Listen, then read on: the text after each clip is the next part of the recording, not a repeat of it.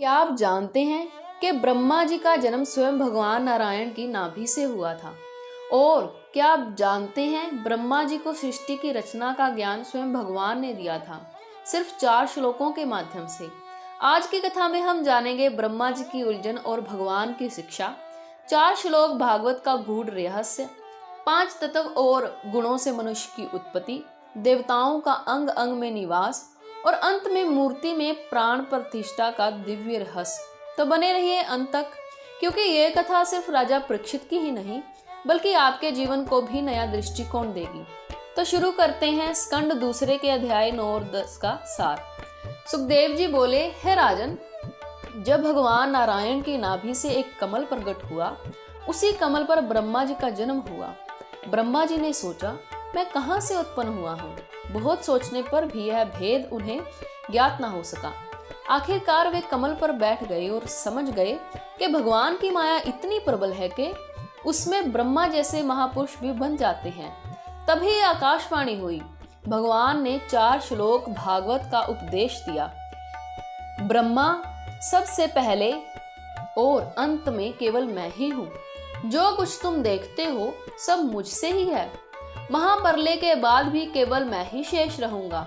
जैसे सोने से बने आभूषण अलग अलग नाम पाते हैं, लेकिन असल में सब सोना ही है, वैसे ही समस्त जगत मेरा ही स्वरूप है। जब मेरी इच्छा होती है मैं अनेक रूप धारण करता हूँ, और जब इच्छा होती है अकेला रह जाता हूँ। सब जीवों में जो बल, ज्ञान और प्रकाश है वह मेरा ही अंश है। जैसे सूर्य की छाया सब बर्तनों में समान पड़ती है, वैसे ही मेरा प्रकाश सब जीवों में समान है। फिर भगवान ने कहा, ब्रह्मा, तुम सृष्टि की रचना करो, मेरी माया में फंसना मत।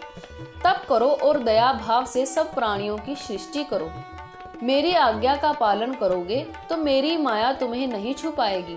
ब्रह्मा जी ने भगवान से वर मांगा, हे प्रभु, आप मेरे स्वामी बने रहें और मुझे संसार की रचना में आसक्ति न हो।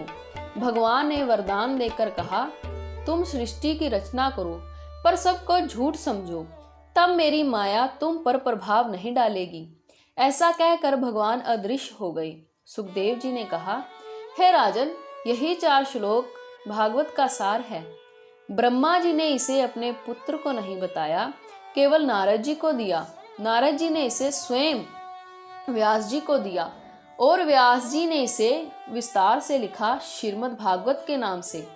हे राजन, इस भागवत में 10 प्रकार की कथाएं हैं।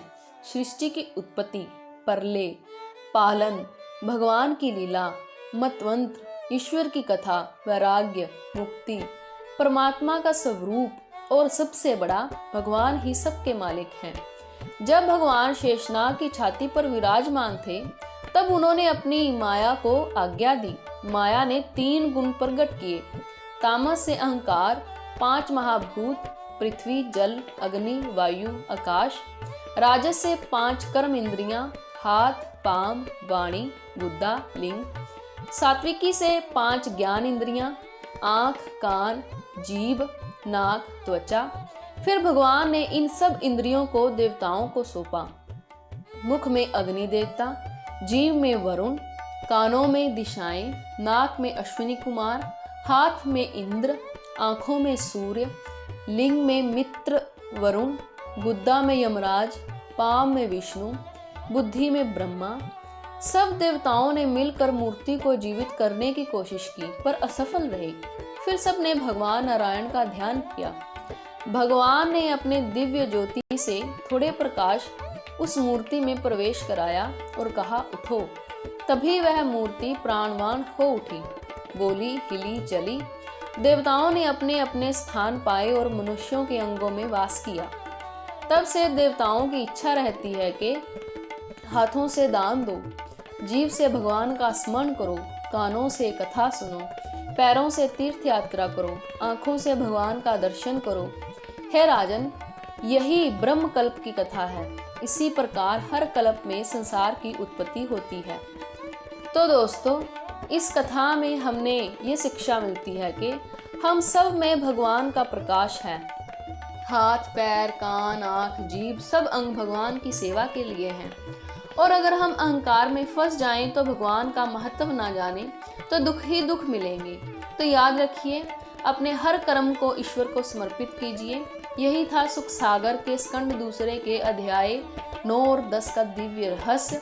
अगर आपको यह कथा अच्छी लगी हो तो इसे अपने मित्रों और परिवार के साथ साझा करें और हमारे चैनल को जरूर सब्सक्राइब करें ताकि ऐसी ही दिव्य कथाएं आप तक पहुंचती रहें। धन्यवाद।